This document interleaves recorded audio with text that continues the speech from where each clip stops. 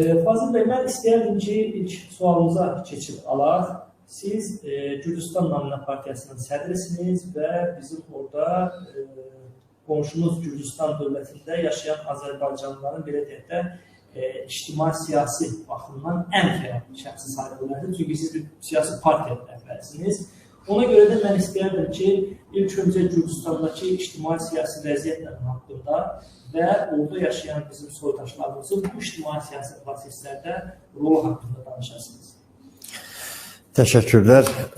Sizi və izləyicilərinizi Gürcüstan Qıpçaq Türkləri adından hamınızı salamlayıram. Bəli, Gürcüstanda bu dəqiqə ictimai-siyasi durum çox ağırdır, faktik olaraq. Bilirsiniz ki, xeyli vaxt seçkilərdə, bələdiyyə seçkilərində təkrar seçkilər keçirildi və s. Faktik olaraq deyərdim ki, güya aparıcı siyasi partiya arasında gedirdi bu qarşıdurma seçkilərdə. Biri indiki mövcud iqtidar və ikinci Mixail Saakashvilinin rəhbərliyi elədiyi Vahid Milli Hərəkat və partiyası və onun ətrafında olan partiyalar. Amma mən sizə bir şey deyə bilərəm ki, son günlər Bakıda keçirdiyim siyasətçilərdən, jurnalistlərdən və s. yoldaşlardan keçirdiyim görüşlərdən mən tam əmin oldum ki, Azərbaycanda Gürcüstanı yaxşı tanımırlar. Deyərdim ki, heç tanımırlar. Və Gürcüstan haqqında, bəzi orada siyasi partiyalar haqqında sizdə... Hesab edilmiş demokratiya. Bəli, sizdə o nostalgiya var, belə deyək ki, demokratiya, Gürcüstan və s. Amma mən xoşlayıram həmişə statistika ilə, rəqəmlərlə danışmağa. Çünki danışılan hər bir söhbətin arxasında əgər konkret faktlar, sübutlar, dəlillər və yaxud rəqəmlər yoxdursa, bu ümumi sözlərdən başqa bir şey deyil. Mən sizə deyərdim ki, Gürcüstanda keçirilən son bələdiyyə seçkiləri onu göstərdi ki, seçkilərin 70% faktik olaraq seçkiyə çıxmadılar. Cəmsi Gürcüstan Respublikasının 30% seçkilərdə iştirak elədi və bu onu göstərir ki, artıq yox, legitimdir. Bizdə çünki Gürcüstan qanunlarına görə 10 nəfər belə seçkiyə çıxsa, kim əksəriyyət qazanır o.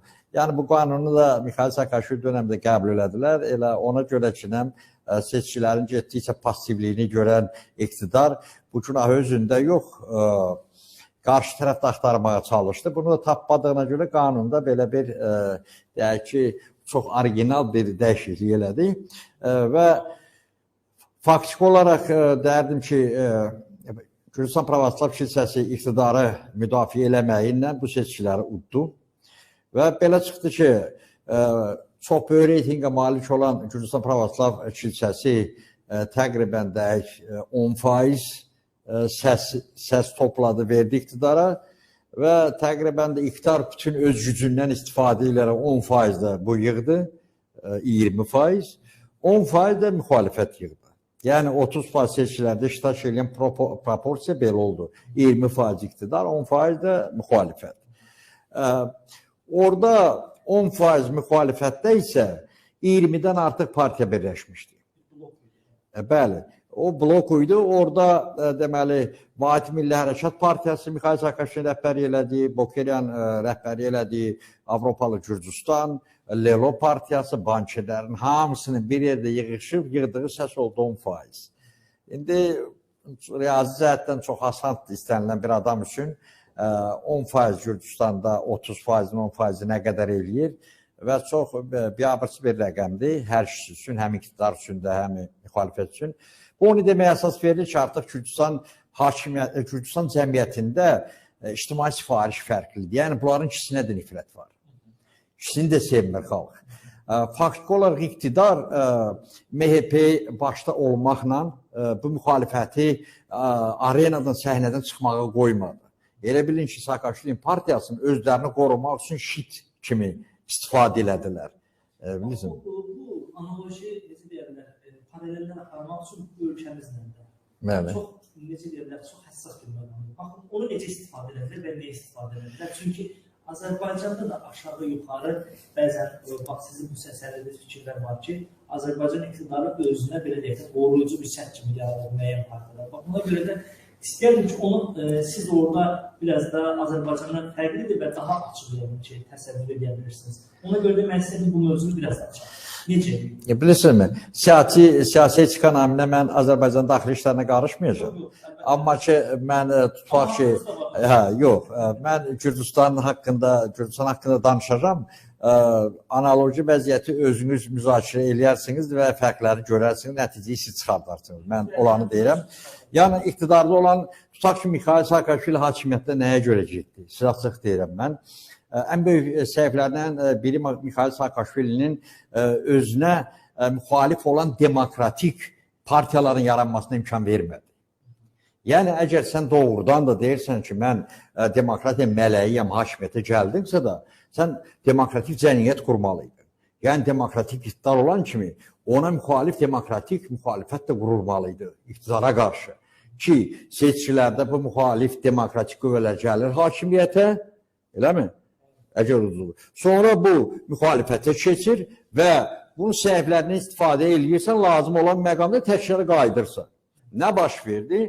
Gürcüstanda Mikhail Saakashvili nə imkan vermədi orta təbəqə yaransın, nə də müxalif partiyalar yaranmağa qoymadı.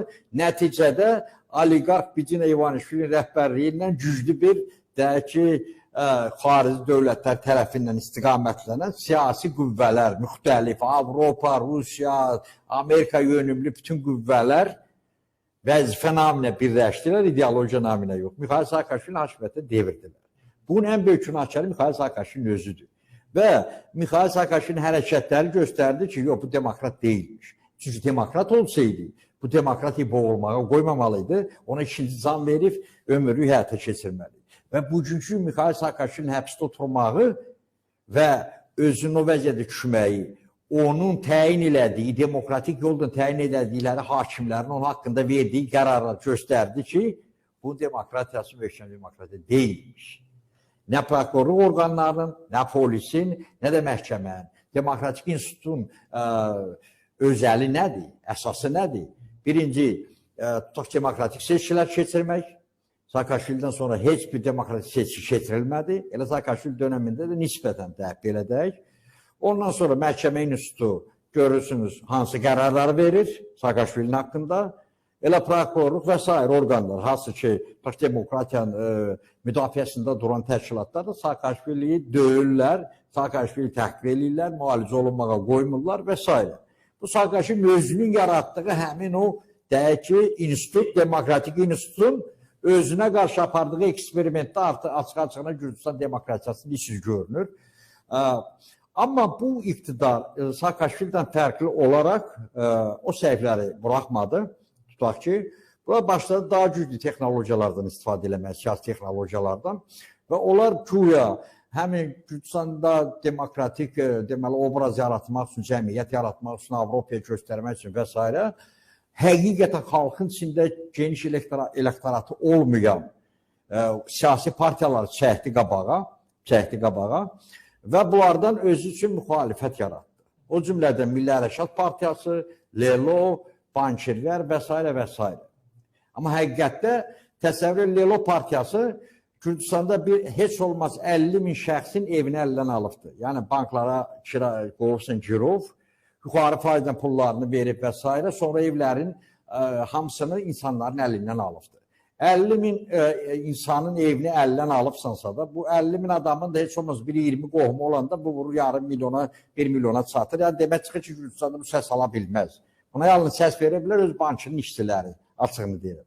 Bir də ki, bilirsinizmi, bu bankirlər, oliqarxlar siyasətə qarışanda və deməli, bankdan, belə deyək, bankdan siyasətin sintez yaradanda çox əcaib və yaramaz bir deməli, iş yaranır, vəziyyət yaranır. Ona görə ki, ömrü boyu kapital toplamağa maraqlı olan qüvvələrin birdən-birə kapital kənara atıb milli ideologiyadan və yaxud siyasətlə məşğul olmayı nəsə ağla batmır. Biz bunu faktiki olaraq Bidzina İvanishvilinin simasında da gördük. Hamı çox sevindi Bidzina İvanishvili hakimiyyətə gələndə. O cümlədən də mən tutaq ki, mən bəl-əvvəl... Yox. Mən o birlər kimi o qədər cahil deyiləm, indi tutaq yarı zarafat deyirəm. Amma ki, elə inanırdı ki, xalq Bidzina İvanishvili gələn kimi 10 milyarda qədər pulu xalqa xərcləyəcək, paylayacaq, hədiyyə eləyəcək, bilirsin. Amma mən sarsıq deyirəm, deməli Bidzina İvanishvili hakimiyyətə gələnə qədər xalq daha varlı idi, qat-qat nəinki idi. Çünki o müxtəlif bu texnoloji güclü bildiyinə görə, biznesmen olduğuna görə